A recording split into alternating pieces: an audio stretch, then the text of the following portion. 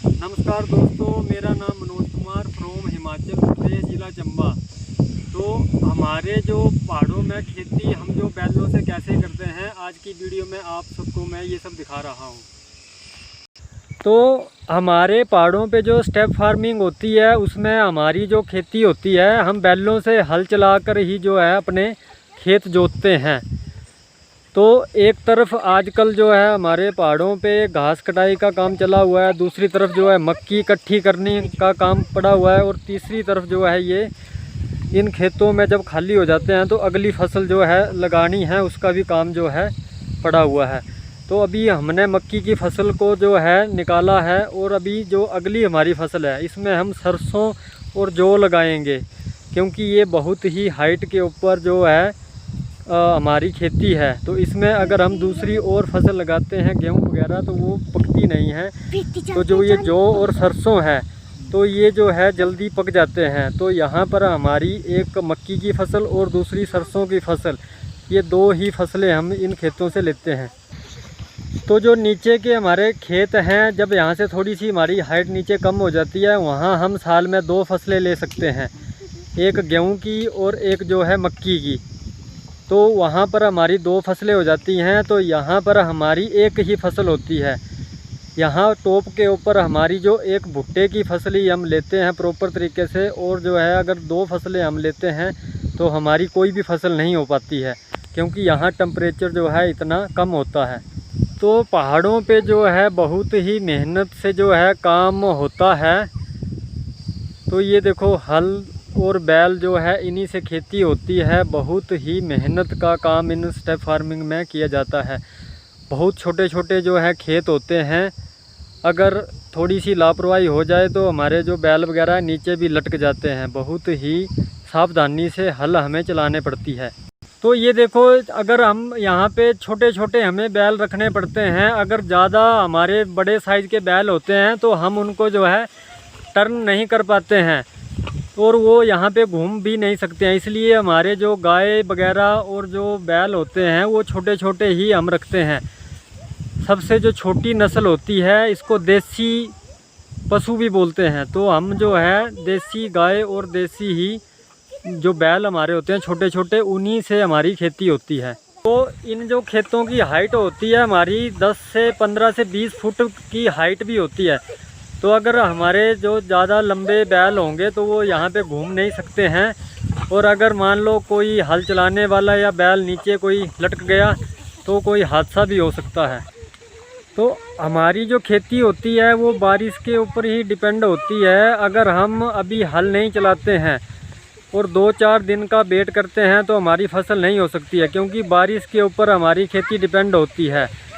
हम जो है मेहनत कर देते हैं तो जो फसल है वो जो है बारिश होगी तो ही उसको सिंचाई मिलती है। तो हमारा काम मेहनत करना होता है उसके ऊपर। अगर बारिश होती है तो फसल अच्छी भी हो जाती है, अगर बारिश थोड़ी लेट होती है तो कुछ भी नहीं होता है। तो मेहनत ही हम कर सकते हैं, और जो है परमात्मा के हाथ में सब कुछ होता है।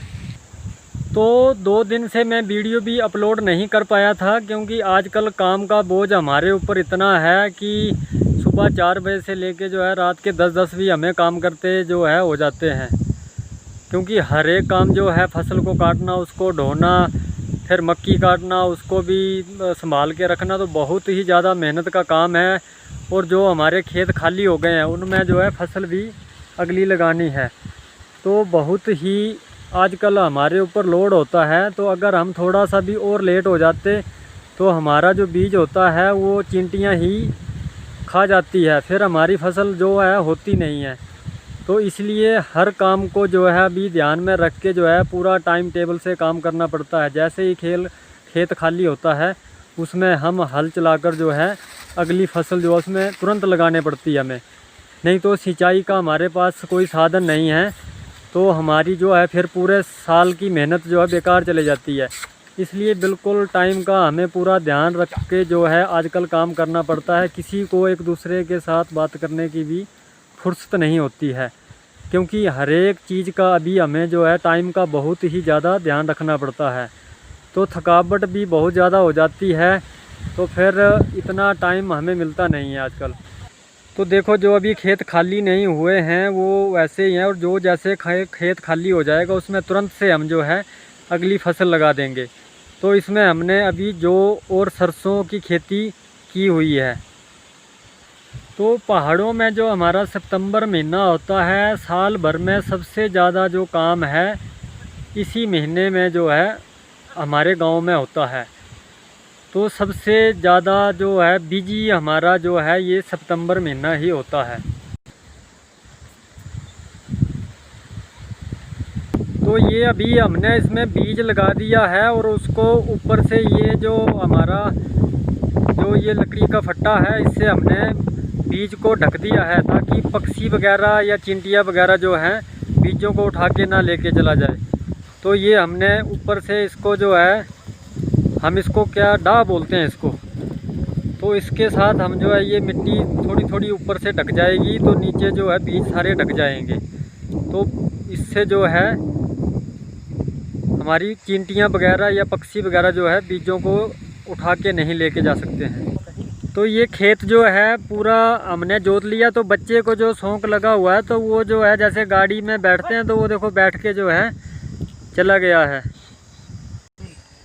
तो आज आप लोगों ने देखा है कि हम पहाड़ों में जो है बैलों से खेती किस तरीके से करते हैं, और स्टेप फार्मिंग जो होती है उसमें जुताई कैसे लोग करते हैं पहाड़ों पे। आज की वीडियो में ये सब जो है आप लोगों ने देखा है। तो ये जो लास्ट राउंड है हम बच्चों को, क्योंकि इन्होंने बहुत सारे इसमें जो बड़े बड़े ढेले निकलते हैं वो फोड़े हैं, तो इनकी थकावट दूर करने के लिए जो है ये थोड़ा थोड़ा सा खाली ऐसे ही राउंड करवा रहे हैं। तो इससे जो है हमारे बच्चों की प्रैक्टिस भी हो जाती है, ये काम करने में ऐसे ही जो है सीखते हैं ये। तो इनकी ये ट्रेनिंग भी आप बोल सकते हो। तो जब हम जो है ये नए बैलों को हल चलाना सिखाते हैं तो उनको भी जब हमारी पूरी खेती हो जाती है उसके बाद उनको भी ऐसे ही जो है खाली ट्रायल करवाते हैं, तब जाके ये ट्रेंड होते हैं। तो अब हमारी जो है पूरे खेत हमने कंप्लीट कर लिया है। तो ऐसे जो कुछ हम जो है इनको बैलों को अपने शबाशी देकर जो है इनका जो हौसला बढ़ाते हैं, क्योंकि बैल ही हमारे लिए सबसे ज़्यादा ज़रूरी जो पशु होता है पहाड़ों पे। इनके बगैर हमारी खेती जो है बिल्कुल भी नहीं होती है। तो ये जो है हम ऐसे जो है पशुओं को बांधते हैं। ये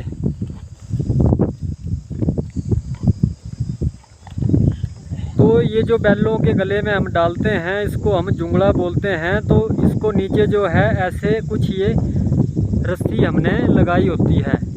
एक तरफ जो है हमने बांधा होता है और दूसरी तरफ ये ऐसे बांध कर जो है इसको जितना हमारे बैल का गला होता है उतना हम ज़रूरत के अनुसार इसको जो है ऐसे टाइट करके बांध देते हैं। तो ये हमारी जो हल होती है उसमें ये 3 हमने सुराख करके रखे होते हैं। तो अगर हमारा छोटा खेत है, तो अगर हमारा बहुत छोटा खेत है तो सबसे लास्ट वाले जो ये छेद है इसमें हम ये कील लगाएंगे, और अगर हमारा थोड़ा मीडियम साइज़ का है तो ये बीच में लगाएंगे जैसे कि अभी हमने लगाया हुआ है। और हमारा बहुत चौड़ा खेत है तो हम जो है बिल्कुल आगे लगा देंगे। तो ये इस तरीके से हमारा जो हल का ये सिस्टम होता है। तो ये घास काट के हमने जो है इसको सुखाकर ऐसे एकदम जो है बिल्कुल पशुशाला के पास रख लिया है, क्योंकि जब आगे बर्फ़ इतनी ज़्यादा गिर जाती है तो हमें यहाँ से निकालकर पशुओं को चारा डालने में जो है बहुत ही आसानी रहती है। इसलिए जो है हम इनको बिल्कुल जो है पशुशाला के पास ही रखते हैं। और ये हैं हमारी चीड़ की जो पत्तियाँ हैं, जो चीड़ की सूखी पत्तियाँ होती हैं उनको भी हम एकदम पशुशाला के पास ही रखते हैं, क्योंकि बर्फ़ के दिनों में जो है हम इनको पशुओं के नीचे डालते हैं तो हमारा जो ये पशुशाला है वो जो है काफ़ी गर्म रहता है। इन पत्तियों में बहुत ही ज़्यादा हीट होती है, तो ये हमारे पशुशाला को जो है गर्म रखते हैं ये पत्तियां जो हैं ये। तो ये जो है मक्की की फसल हमने काट कर जो है उसका चारा जो है कुछ इस तरीके से जो है इसको हम इकट्ठा करके रखते हैं, ताकि जो आगे बर्फ़ वगैरह गिरे या बारिश हो जाए तो इनमें जो अंदर पानी ना घुसे। तो इसको ऐसी सेब जो है हम इसीलिए ऊपर से इसको नुकीला रखते हैं। तो देखो बीच बीच में हमारे जो खेत होते हैं कुछ इतने भी छोटे होते हैं, तो ये हमारा कम से कम 4 फुट तक इसकी चौड़ाई है। तो इसमें टोटल जो है बैल ही चल सकते हैं, बिल्कुल बड़े ध्यान से इनको चलाना पड़ता है। तो जो जो हमारे खेत खाली हुए हैं उन सभी में जो है हमने ये अगली फसल जो है सरसों की लगा दी है। तो इन खेतों की चौड़ाई जो है बहुत कम होती है, पर हाइट जो है इनकी ज़्यादा होती है, 10-10 फुट तक भी इनकी हाइट होती है। तो अगर ऊपर से बैल वगैरह गिर जाए तो उनको संभालना जो है मुश्किल हो जाता है। इसलिए जो इनके गले में जो हमने रस्सी लगाई होती है कि अगर कोई ऐसे गिर गुर जाए तो उसको हम तुरंत से काट देते हैं, या वो इतना हल्का होता है कि वो खुद भी टूट जाता है, तो हमारे पशुओं को भी नुकसान नहीं पहुंचता है। तो अभी पिछली वीडियो में मैंने आपको स्टेप फार्मिंग दिखाया था, तो वो जो है हम जो पूरे तरीके से देख नहीं सके थे, क्योंकि उसमें घास इतना बड़ा बड़ा था कि हमें जो ये स्टेप जो दिख नहीं रहे थे। तो ये होती है स्टेप फार्मिंग। इतने ये जो स्टेप जैसे हैं तो दूर से हमें जो है ये स्टेप ही दिखते हैं। ये अभी देख लो, इतने पास से भी जो है ये स्टेप ही हमें लग रहे हैं ये।